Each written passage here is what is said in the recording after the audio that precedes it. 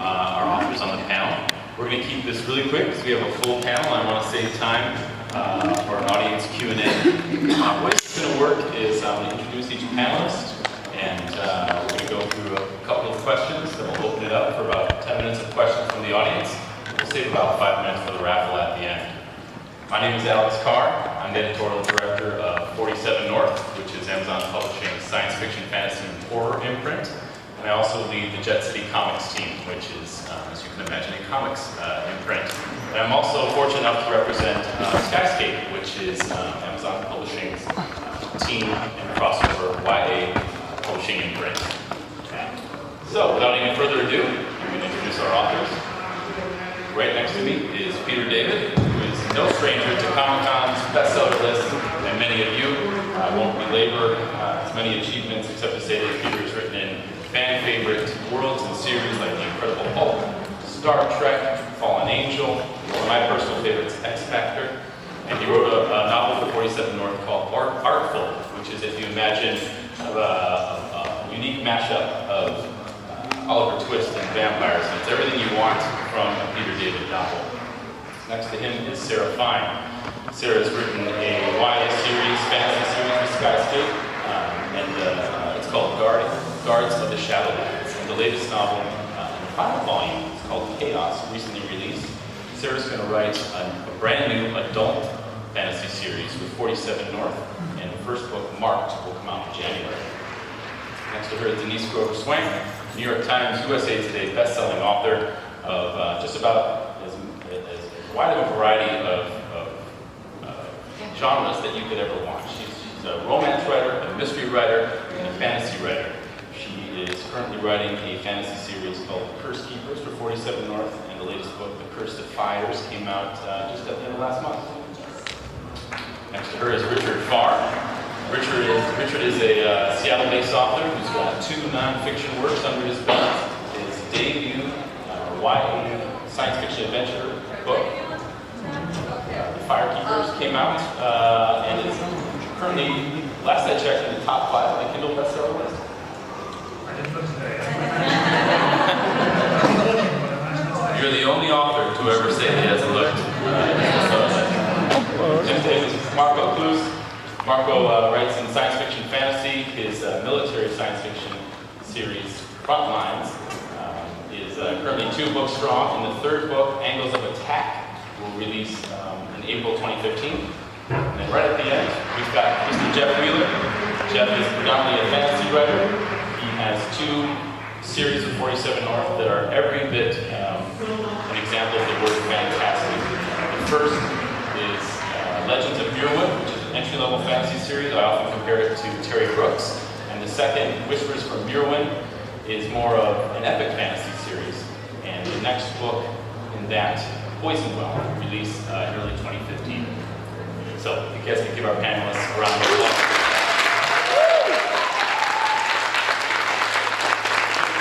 We've got such a packed panel. I'm going to keep our questions sort of aimed at the entire panel. You guys can chime in as you'd like, and if conversations continue from there, great.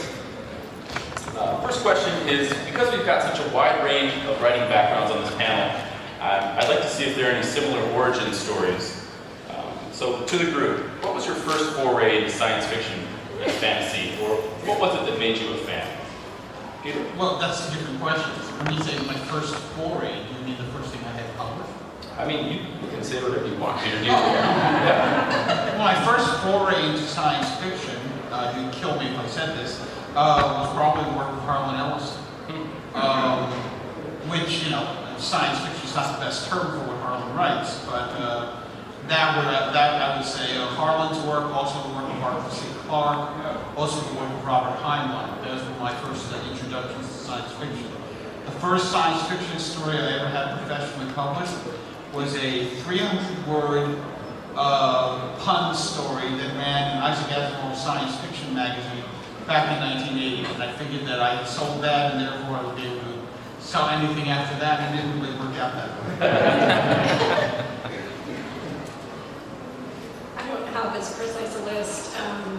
My first foray or exposure to fantasy was when my dad read me the Lord of the Rings trilogy, or when I was a child. But I've always been a reader and a fan, and I started writing very abruptly about 5 years ago, and the first novels I was writing were fantasy. And Sanctum is the second novel I wrote, and my debut novel. Mine more was TV shows than books. When I was a kid, I was into Lost in Space and Battlestar Galactica. And, I know, right? The original. And I'm dating myself. Wait a minute. Just talk to me, friends. I would like direct kids in our neighborhood. I would say I should have been a screenwriter because I would direct them and make my own scripts for both shows and tell them what to do, and we would act those out. But my first book was Chosen. It was the second book I wrote, and it's an urban fantasy. This book, The Fire Seekers, is the first thing I've written, which is really science fiction, and as some of the books were quite down, it's not really science fiction.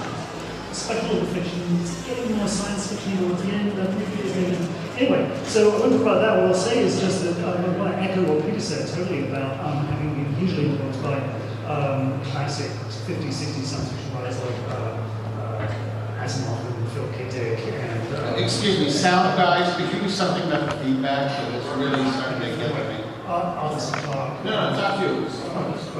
And particularly on the Heinlein, you tend to take a piece of hard science and then make a story out of what if we push that just a little bit further. So it wasn't just fantastic, it was the sense of this, and I kind of tried to do that here. But there's always one other thing. Go back a little further. I'm actually so... When they said do something about it, I didn't even get the last I was saying that when books. To go back a little bit further, I am actually so old.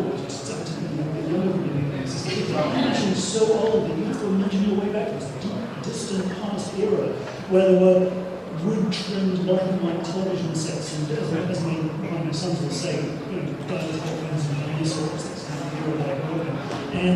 And I'm so old that I actually remember personally watching the first episodes of the show that you may or may not get that my t-shirt is about.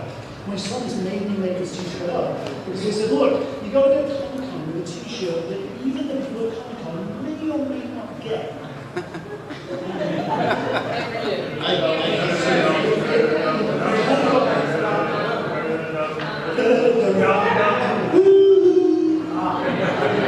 Dr. Who, William Hartnell, 1963. That was what that was the first science fiction experience for us. I can't tell you how I got started reading science fiction because I've been reading science fiction for as long as I've been able to read. But I know I spent my lawns on these pulpy, and this was in Germany because of where I grew up. We had these pulpy science fiction, you get like 2 for a quarter, whatever, and they're like this thing. They're like really, in retrospect, really crumbly written with it. When you're like 7, 8, 9 years old, they're like the greatest thing. So I've always been into science fiction, but I've never actually written any until I went to this writing workshop called Bible Paradise in 2008, and I had to submit something for the workshop because it's by invitation. It's like submitting to an publisher, you have to submit it and they have to accept it when you get accepted because they only have a response. So I wrote fantasy. Started with a fantasy novel as my application piece, and I showed it to my wife, and she reads it, and she goes, maybe you should write something else. So I wrote the first 3 chapters of what would become Terms of Enlistment just as an application piece for this writing, like 2 weeks, and submitted it, and it got accepted, and then it took a few years to get it published, but it turned out my first novel. So the first science fiction thing that I actually seriously tried to write was the one that got published. For me, I can remember very distinctly because I was in junior high school and I had borrowed this book from the library and Terry Brooks from the Shannon series. And it was the first book that I almost stayed up all night reading it. I think I woke up my younger brother saying, you gotta hear what's happening in this story. I want to sleep, go to bed. And I remember that. And I started writing fantasy after that, and I took Terry Brooks's, writing seminar in San Francisco. I had lunch with him that day, and it just blew my mind. I loved it. And the next series that I wrote after that lunch visit with him was the Mirrorwood series, which 47North published. So it was Terry Brooks, it was junior high school, and continues to influence me. So have you read his Landover series as well? Of course. That was my first. Now, many of you write in multiple genres, and I'm really curious about how your minds are able to switch between them. Are there figurative or perhaps literal hats that you need to wear when you're switching between genres, or what sort of disciplines do you need in order to write, say, mystery and then into a fantasy? Richard, I'm particularly interested because Fire Seekers, obviously fiction, and you've written 2 nonfiction before. How did you make that switch? Yeah, I also have a children's middle grade novel, comic middle grade novel in the works, which is nothing like this and nothing like the two books. I've also got written works which, if any aspiring writers out there, it's good as advice, I've got this other literary novel in the works, which is written partly in 18th century English. And if you ever want to really impress an editor and get a big deal, you know, you can really throw money at them, tell them it's in 18th century English, that's just a big sign. So yeah, other than that, and the answer to the question, in short, is I never forgot. What I do is I stare out the window or walk the dog and stuff like that and come up with ideas, and I follow those ideas, and sometimes we do together with ideas and work and stuff, and I just let the ideas lead me where they go. I find that I'm writing something that's especially with fiction, it's science fiction, or I find I'm writing a historical novel, whatever. I don't think they're hard. Peter, how about you, going from comics to novels? How do you do it? It really doesn't make a difference. I mean, words are words. Characters are characters, stories are stories. I mean, there are certain dynamics in terms, if you're talking between comics and novels, there's certain things that one has to do in a comic book that one does not have to do in a novel. In a comic book, you have to think visually whenever possible, because you're telling a story that is going to stand or fall on the visuals. So you have to be very aware of what you're doing, how it's going to look. If you're doing a novel, you're going to have 2 people sitting in a room and talking for 100 pages, and as long as the conversation is really interesting, the reader will follow you. You can't do a comic book with 2 people in a room for 100 pages. It's a visual medium. In terms of switching genres, I mean, the question doesn't really make that much sense to me, because it's like saying, so how do we go from watching Once Upon a Time to The Good Wife?